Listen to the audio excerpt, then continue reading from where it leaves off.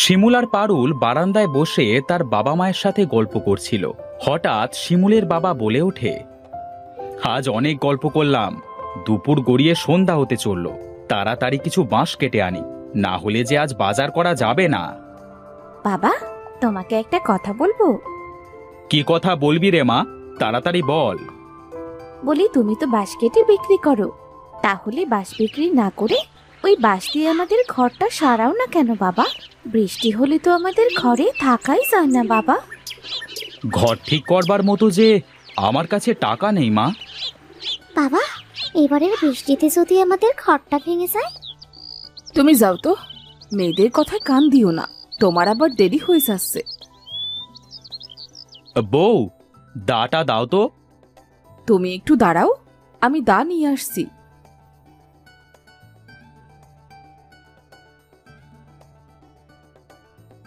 শিউলি ঘর থেকে দা এনে মনিরের কাছে দেয়।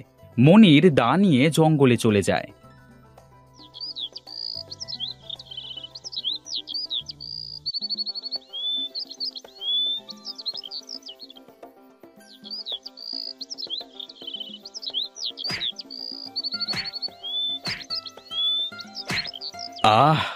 বাঁশ কাটা তো শেষ হলো, এবার বাঁশগুলো বিক্রি করতে হবে।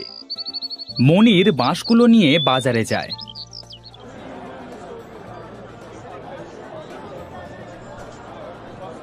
সে বাঁশগুলো বিক্রি করে কিছু বাজার করে বাড়িতে চলে আসে।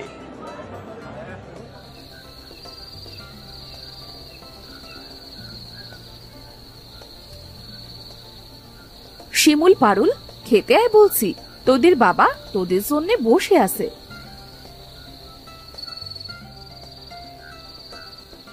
আমরা চলে এসেছি মা। তাড়াতাড়ি খেতে দাও মা, মনে হচ্ছে আজ খুব জোরে ঝড় বৃষ্টি হবে। ভয় পাস না মা, কিছুই হবে না, তাড়াতাড়ি খেয়ে ঘুমিয়ে পড় যা। তারা সকলে একসাথে খেয়ে ঘুমুতে চলে যায়। গভীর রাতে মনির স্বপ্ন দেখে সোনার বাঁশের। হে, আমি কোথায় এলাম? আমার চারিদিকে তো সোনার বাঁশ, এবার আমার মেয়েদের মনের ইচ্ছা পূর্ণ হবে। এমন সময় অদৃশ্য কেউ কথা বলে ওঠে, এটা তোর বাড়ির পাশের জঙ্গল, এখান থেকে তোর যত ইচ্ছা সোনার বাঁশ নিয়ে যা। তুমি সত্যি বলছো? কিন্তু তুমি কে? সামনে আসো আমার।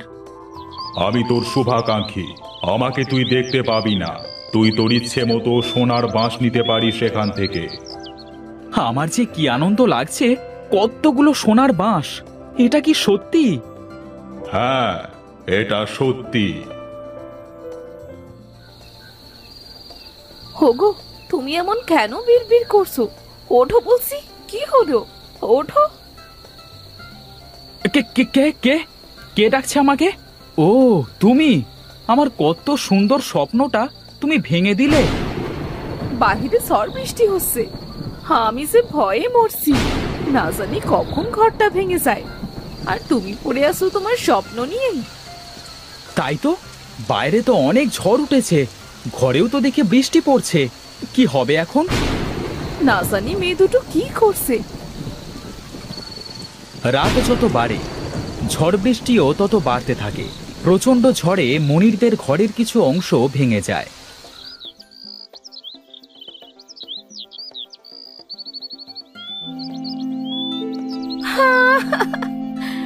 আমাদের ঘরটা যে ভেঙে গেল, এবার আমরা কোথায় থাকবো বাবা মা?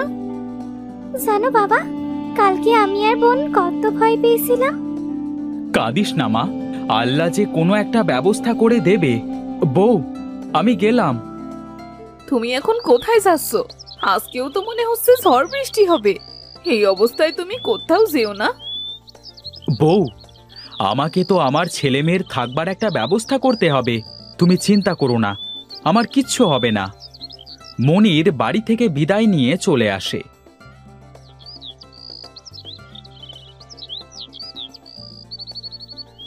সে হাঁটতে হাঁটতে জঙ্গলের অনেক গভীরে চলে যায়। যে করেই হোক আমাকে ওই সোনার বাঁশঝাড় খুঁজে বের করতেই হবে, কিন্তু কোথায় পাবো সোনার বাঁশঝাড়? এটা বলে মনির সোনার বাঁশঝাড়ের খোঁজে আবার হাঁটতে থাকে।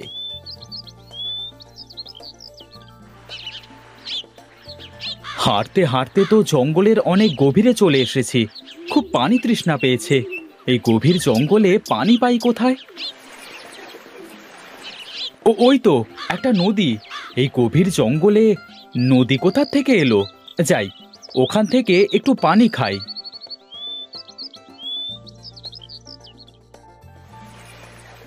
মনির নদীর কাছে যেয়ে পানি খেতে যায়। ঠিক তখনই মনির নদীতে পড়ে যায়। কে আছো? বাঁচাও, আমি পানিতে ডুবে যাচ্ছি। কে আছো? বাঁচাও। এ কি? আমি পানির নিচে নিঃশ্বাস নিচ্ছি কিভাবে? তবে কি আমি মরে গেলাম? আহ, চিমটে দিলাম তো, তাতেও তো গায়ে ব্যথা লাগলো। তাহলে কি আমি মরিনি? এসব বলতে বলতে মনির এক অন্য দুনিয়ায় চলে আসে। এ কি? আমি কোথায় এলাম? কি সুন্দর চারিদিক! চারিদিক এমন সোনার মতো চকচক করছে কেন? আমি তো আগে কখনো এমন সুন্দর জঙ্গল দেখিনি। আমি স্বপ্ন দেখছি না তো? ওই তো একটা বাঘ। ওরে বাবা, এই বাঘ আবার আমাকে খেয়ে ফেলবে না তো? আমাকে ভয় পেও না, আমি তোমাকে কিছুই বলবো না। ও মা, এ দেখি বাঘে কথা কয়। শুধু বাঘ নয়, এখানে সকলেই কথা বলতে পারে। এটা কি মায়াবী নগর? আরে বাবা, তুমি ঠিকই বলেছ, এটা মায়ানগর। এখানে তুমি কেন এসেছো? এখান থেকে চলে যাও। আমি ইচ্ছে করে আসিনি। এসেছি যখন, তখন এই অদ্ভুত জঙ্গলটা একটু ঘুরে দেখি। মনির সেই অদ্ভুত জঙ্গল ঘুরে ঘুরে দেখতে থাকে।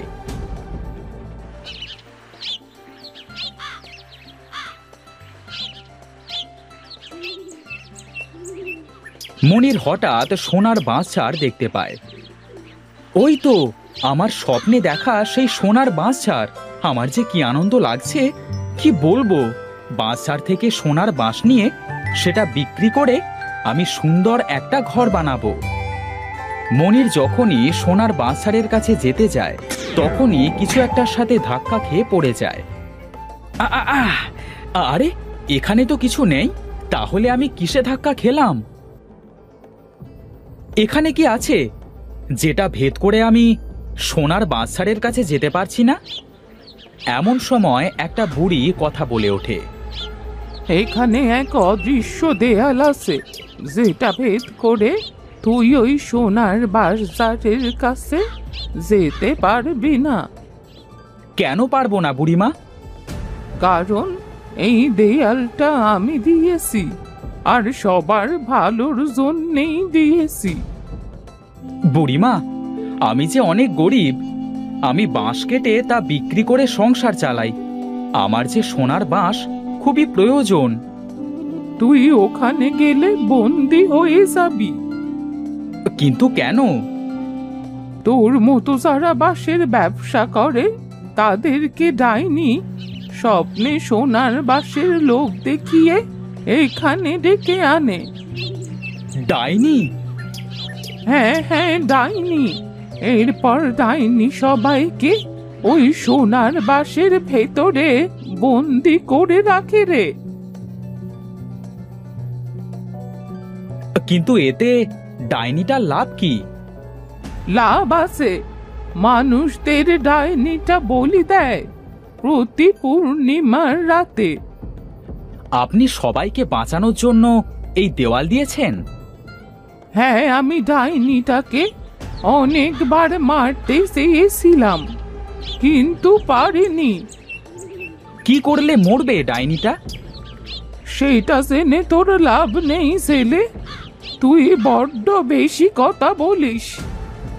আমি তো এই সোনার বাঁশ নিয়েই ছাড়বো। যা তো, যা এখান থেকে। ঠিক আছে, আমি চলে যাচ্ছি। মনির বুড়ির কাছ থেকে বিদায় নিয়ে চলে আসে।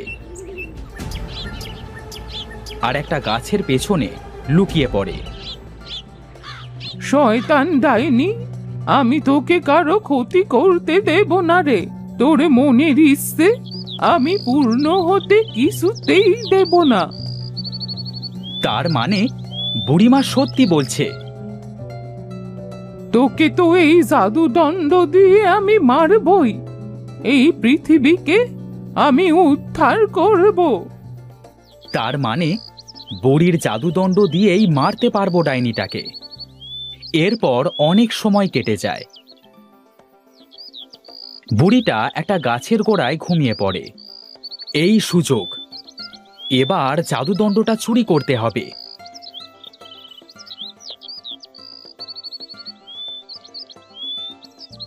জাদুদণ্ড, অদৃশ্য দেওয়াল ভেদ করে আমাকে সোনার বাঁশ ছাড়ে যেতে দে দেখি। সাথে সাথেই অদৃশ্য দেওয়াল সরে যায়। মনির সোনার বাঁশ ছাড়ের কাছে যায়। তখনই সেখানে ডাইনি এসে হাজির হয়।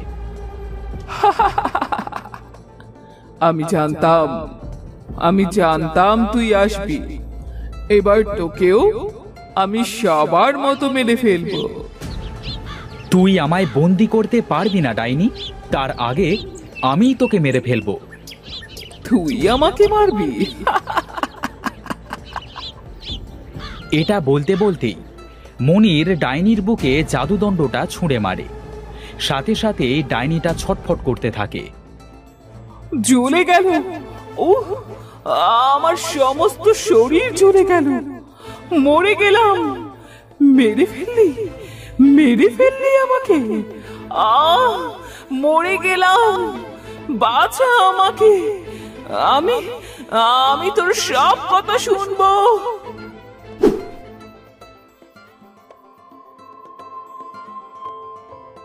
তোমাকে অনেক ধন্যবাদ ছেলে, ডাইনিটাকে মারার জন্য। না হলে সে আরো কত মানুষের প্রাণ যেত। ধন্যবাদ কেন দিচ্ছেন বুড়িমা? চলো, আমরা যারা বন্দি আছে আগে তাদের মুক্ত করি। ঠিক আছে, চলুন। বুড়ি আর মনির সোনার বাঁশ ঝাড়ের কাছে যায়। মনির, আর তোর জন্য আমি সবাইকে মুক্ত করতে পেরেছি। তোর যত ইচ্ছে এখান থেকে সোনার বাঁশ নিয়ে যা। অনেক ধন্যবাদ আপনাকে বুড়িমা। বুড়িমা, আমাদের সকলকে উদ্ধার করার জন্য আপনার কাছে আমরা চির ঋণী হয়ে রইলাম। তোমাদের বাঁচিয়েছে এই মনির, ওকেই ধন্যবাদ দাও। সবাই মনিরকে অনেক ধন্যবাদ দেয়। মনির সোনার বাঁশঝাড় থেকে কিছু বাঁশ নিয়ে বুড়ির কাছ থেকে বিদায় নিয়ে বাড়িতে চলে আসে।